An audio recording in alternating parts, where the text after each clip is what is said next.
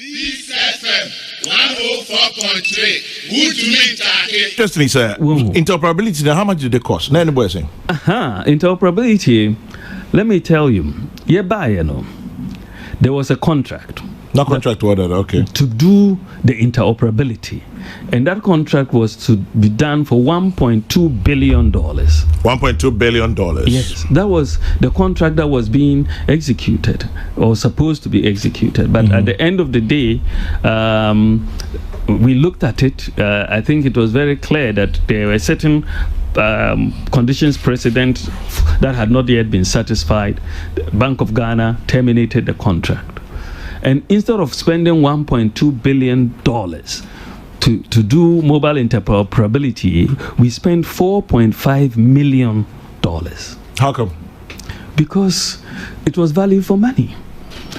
Instead of, because they could. Now, scope of work in BBI is the same thing. Sorry? Scope of work in BBI is the same thing. Pretty much. I think it's even bigger because of what has been done. We refreshed a lot of the equipment. And as I said, right now, we are the leading country in Africa on mobile money interoperability. Nobody has done what we've done. And we're able to do it for $4.5 million. Not even $10 million, but they were charging us $1.2 billion to do this, and we saved over $1 billion just on mobile money interoperability. Into your abrogated contract, did we pay them anything? No, I think that from what I gather, they were not. They took us to arbitration in London, and I don't think they've been able to prove their case in London. I think the Bank of Ghana had a very strong case. A foreign company and a local company? I think it was a local company. $1.2 billion. Aye. Interoperability now can say, yes, baby say over 16 million Ghanaians have a bank account. I say. And I thought, Kwame, say banking is now branchless banking. A bank account no enkyere say uko adan bi mu na wako open a bank account obi yisika na wako akotchoro check na say banking is taking place on mobile phones. And so in mobile money interoperability, it means that even if you have a mobile money account, ubetime tweet sika akogo bank account mo. Obitimi ama no sika from a bank account into your mobile wallet. So where you use a current account in a bank, you can use your mobile account the same way. You can make payments, you can receive payments. Mobile wallet so it meets your interest so on your balances. So the use or the possession given mobile money interoperability, and which is Ghana is the only country in Africa, the only country. In Ghana, if you have a mobile money account, it's as good as a bank account. In Kenya, if you have a mobile money account, it is not as good as a bank account, even though it can come close, but because you don't have that interoperability. In Tina, Yaka say, if you look at the mobile money customers and you will see that the number of people with bank accounts have gone up very significantly, and that is a credit to what the government of Nana Akufo-Addo is doing, and that is financial inclusion. And because of this mobile money interoperability, we are now able to digitize a lot of government services. So passport is online with your DVLA. The same thing. You use your mobile money, you can pay. So all across, because of mobile money interoperability, and in fact, we have Ministry of Finance has put together a platform called Ghana.gov. It has started Operation Ghana.gov platform. We are bringing all the government institutions onto one platform. So whatever you are looking for from a government institution, you can go to that Ghana.gov platform. We are starting with a few agencies, but by early next year, we hope to onboard all the government agencies. So that is the place where you can easily make payments, apply for permits, and all of that. One-stop shop for access to government services. It is going to be quite revolutionary for us in Ghana, and we, other countries like Rwanda have it, where you have one stop where if you go, you can go and apply for a passport, or if you're looking for a GRA, you go there and so on. We've piloted it, and it is showing us, Kwame, it's very interesting that you are seeing major increases in revenue when you go digital. Major increase, sometimes 3 to 4 times of revenue when you go digital. Because the human to human is cut out. The human is cut out. You, unfortunately for my Guru boys, the digitization has cut them out, right? So people can sit at home and apply for things and pay, and so revenues are going up.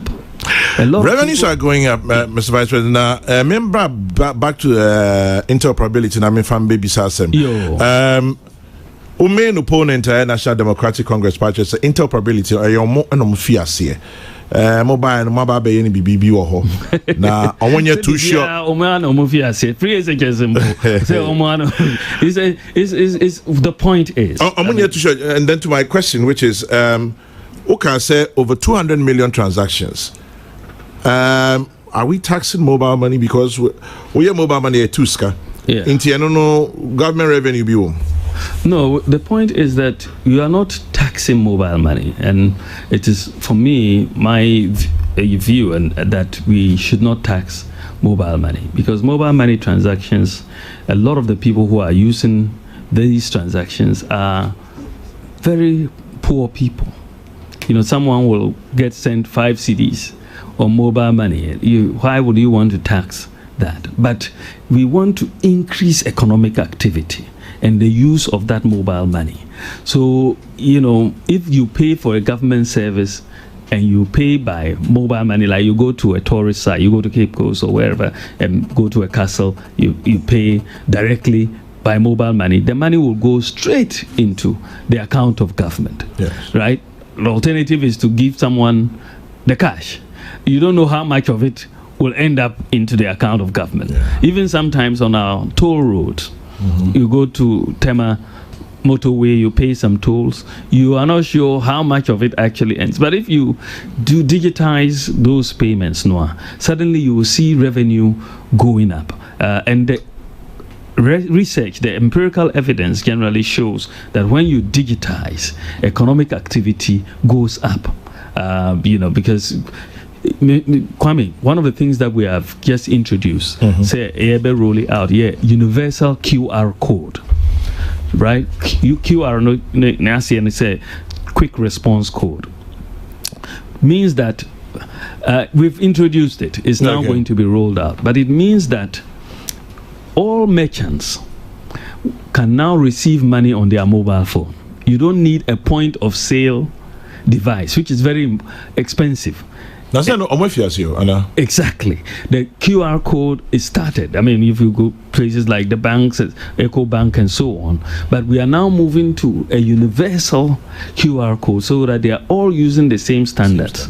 So, Nancy, I've heard that Antimoni Wache has been signed on to universal QR code. The people in Makola we are going to get everybody to sign up, because it means that you can pay, even Trotro, you can pay directly from your mobile phone, and they'll get it directly into their account. So it is what I'm saying, Kwame said, what we have done in Ghana is so remarkable, because all of this is now in place. It's not like we want to do it. It has been done. We just now have to roll it out. And from September going, I think when all the pieces are in place by the banks and the telcos, you begin to see a massive rollout of the universal QR code, which means, Kwame say, if Ghana really wants to go cashless, we have the equipment, we have the architecture to go cashless. And if everybody, receive, even Shoeshine Boy can have his QR code. QR code. And you can just pay with your mobile phone directly into the account of the shoe shine boy, and that is it. So we have now got an architecture said we go cashless. We can go cashless very quickly, and this has been done. Kwame, we've launched it, and now we are going to roll it out in a big way. Banks like EcoBank have rolled it out. The fintechs are on board. The telcos are coming on board, and this the unique nature of Ghana. No, we are bringing all of these people on board to get this done, and so I expect, say, in the next year or two, you're going to see such a different space in the retail area as the QR code is really rolled out in a massive way in our markets and across various retail enterprises. This FM 104.3. Good to meet you.